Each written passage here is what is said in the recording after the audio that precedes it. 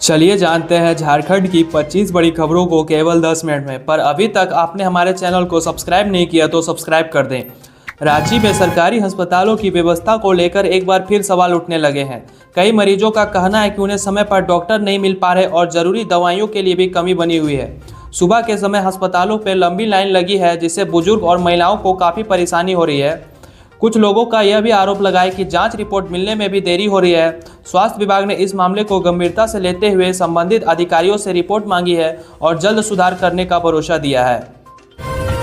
जमशेदपुर में traffic jam की समस्या दिन ब दिन बढ़ती जा रही है, जिससे आम लोगों को परेशानी बढ़ गई है। खासकर ऑफिस के टाइम सड़कों पर लंबी कतारें लगी है और लोगों को घंटों तक जाम में फंसना रहना पड़ता है। कई इलाकों में पार्किंग की सही व्यवस्था नहीं होने के कारण स्थिति और बिगड़ गई है। प्रशासन ने अब नए ट्रैफिक प्लान का काम शुरू कर दिया है और कुछ जगहों पर नए सिस्टम लागू करने की तैयारी कर रही है ताकि लोगों को राहत मिल सके। धनबाद में अवैध कोयला खनन का मामला सामने आया। प्रशासन ने देर रात छापेमारी कर कई वाहनों को पकड़ा जो बिना अनुमति के कोयला ले जा रहे थे। अधिकारियों का कहना है कि अवैध खनन पर रोक लगाने के लिए लगातार कार्रवाई की जा रही है। इस तरह की गतिविधियों के सरकार का राजस्व में नुकसान होता है और पर्यावरण में भी बुरा असर पड़ता है। प्रशासन ने स्पष्ट किया कि आगे भी ऐसे मामलों की सख्त कार्रवाई जारी रहेगी।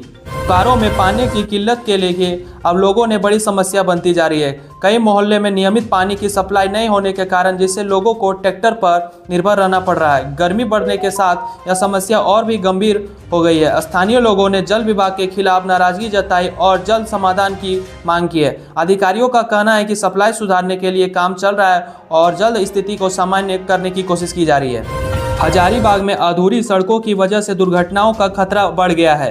कई जगहों पर सड़क निर्माण का काम शुरू हुआ है, लेकिन अभी समय पर पूरा नहीं किया गया है, जिससे लोगों को काफ़ी परेशानी हो रही है। बारिश के बाद सड़कों की हालत और भी खराब हो गई है और जगह जगहों पर गड्ढे बन गए हैं। स्थानीय लोगों ने प्रशासन से जल्द काम पूरा करने की मांग की है। अधिकारियों ने ठेकेदारों को समय सीमा पर काम पूरा करने का निर्देश दिया है। देवघर में मंदिर क्षेत्र आसपास सफाई व्यवस्था को लेकर सवाल उठने लगे हैं। श्रद्धालुओं का कहना है कि भीड़ के दौरान कचरा समय पर नहीं उठाया जाता, जिससे गंदगी फैल जाती है। इससे लोगों को असुविधा होती है और धार्मिक स्थलों की छवि प्रभावित होती है। नगर निगम ने इस मामले को गंभीरता से लेते हुए सफाई की व्यवस्था और मजबूत करने का भरोसा दिया और आंतरिक सफाई कर्मियों की तैनाती की बात की है। सिमडेगा में स्वास्थ्य सुविधाओं की स्थिति चिंता का विषय बनी है। कई प्राथमिक स्वास्थ्य केंद्रों में डॉक्टर की कमी है, जिससे मरीजों को समय पर इलाज नहीं मिल पा रहा है। छोटे लोगों को इलाज के लिए दूसरे जिलों में जाना पड़ रहा है, जिससे आर्थिक बोझ बढ़ रहा है। स्थानीय लोगों ने प्रशासन से डॉक्टर की नियुक्ति की मांग की है।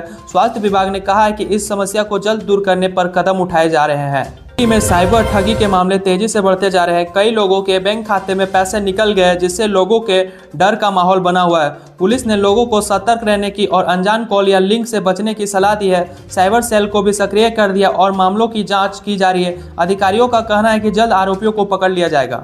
लोहरदगा में राशन वितरण की गड़बड़ी की शिकायत सामने आई। कई लोगों ने आरोप लगाया कि उन्हें पूरा राशन नहीं मिल रहा है और कभी कभी बिना कारण के उनका नाम सूची से हटा दिया जाता है। इससे गरीब परिवारों को काफ़ी परेशानी हो रही है। प्रशासन ने इस मामले को गंभीरता से लेते हुए जांच का आदेश दिया और दोषियों के खिलाफ कार्रवाई की बात कही है। रामगढ़ में अवैध बालू खनन के खिलाफ प्रशासन ने सख्ती दिखाई है। छापेमारी के दौरान कई ट्रैक्टर जब्त किए और अवैध खनन में शामिल लोगों के खिलाफ केस दर्ज भी किया है। अधिकारियों का कहना है कि इस तरह की गतिविधियों पर्यावरण को नुकसान होता है और कानून व्यवस्था भी प्रभावित होती है। प्रशासन ने चेतावनी दी कि आगे भी ऐसे मामलों की सख्त कार्रवाई जारी रहेगी। पलामू जिले में गर्मी बढ़ने से साथ बिजली कटौती की समस्या भी तेज हो गई है। कई इलाकों में लोगों को घंटों तक बिजली नहीं मिल रही है, जिससे रोजमर्रा के काम प्रभावित हो रहे हैं। खासकर रात के समय कटौती होने से लोगों को काफ़ी परेशानी हो रही है। स्थानीय लोगों ने बिजली विभाग में शिकायत की है। विभाग के अधिकारियों का कहना है कि लाइन में तकनीकी खराबी और लोड बढ़ने के कारण समस्या हो रही है और इसे जल्द ठीक करने का प्रयास किया जा रहा है। रांची में प्राइवेट स्कूलों की फीस की बढ़ोतरी को लेकर अभिभावकों में नाराजगी बढ़ रही है।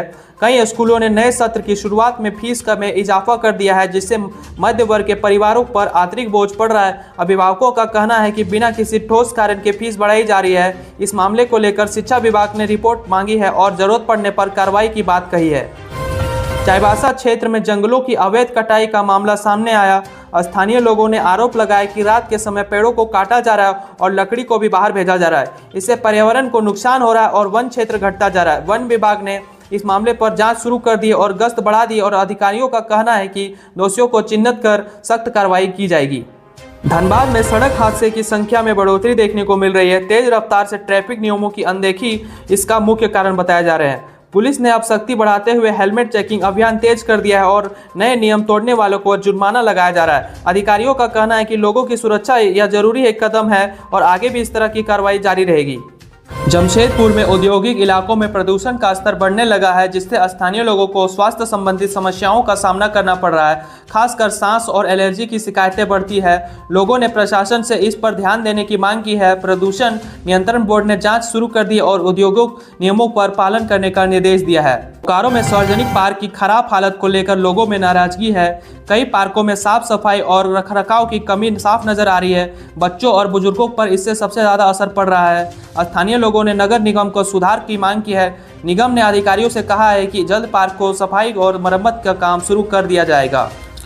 हजारीबाग में जंगली हाथियों का आतंक बढ़ता जा रहा है। कई गांवों में हाथियों ने फसल पर नुकसान पहुंचाया है, जिससे किसानों को भारी नुकसान हुआ। रात के समय लोग घर से बाहर निकलने से भी डर रहे हैं। वन विभाग की टीम ने मौके पर पहुंचकर स्थिति पर नजर बनाई है और लोगों को सतर्क रहने की सलाह दी है। रांची में ऑनलाइन ठगी के मामले तेजी से बढ़ते जा रहे हैं। कई लोगों ने शिकायत की उनके खाते में पैसे निकल गए हैं। पुलिस ने लोगों को जागरूक रहने और किसी भी अनजान लिंक या कॉल पर भरोसा न करने की सलाह दी है। साइबर सेल टीम को भी एक्टिव कर दिया है और अपराधियों को पकड़ने की कोशिश की जा रही है। देवघर एयरपोर्ट पर यात्रियों की संख्या में लगातार बढ़ोतरी देखी जा रही है। इससे क्षेत्र में पर्यटन को भी बढ़ावा मिल रहा है और स्थानीय लोगों को भी फायदा हो रहा है। एयरपोर्ट प्रबंधन ने यात्रियों की सुविधा के लिए आंतरिक व्यवस्थाएं करने की बात कही है, ताकि यात्रा और भी आसान बनाई जा सके। में कई सरकारी स्कूलों की हालत खराब होने की शिकायत सामने आई। बुनियादी सुविधाओं की कमी के कारण बच्चों की पढ़ाई प्रभावित हो रही है। अभिभावकों ने प्रशासन से सुधार की मांग की है और शिक्षा विभाग ने इस मामले पर गंभीरता से निर्णय लेते हुए निरीक्षण का निर्देश दिया और जल्द सुधार करने का भरोसा दिया है।